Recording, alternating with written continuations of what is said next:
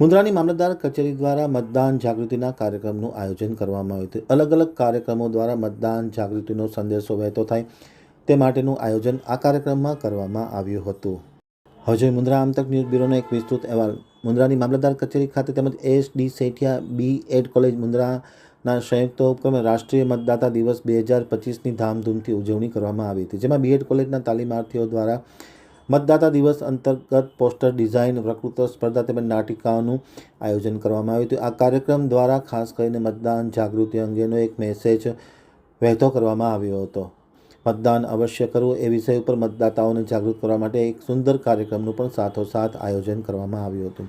કાર્યક્રમમાં મામલતદાર કચેરીના મુન્દ્રાના ડૉક્ટર વિશ્રામ સાખરા, નાયબ મામલતદાર, મતદાર યાદી તેમજ કોલેજના આચાર્ય ડૉક્ટર ફફલ તેમજ પટેલ સાહેબ વગેરેએ આ કાર્યક્રમને સફળ બનાવવા માટે ખૂબ જ જહેમત ઉઠાવી હતી અને સુંદર મજાનો આ મતદાન જાગૃતિનો કાર્યક્રમ અસરકારક રહેવા પામ્યો હતો।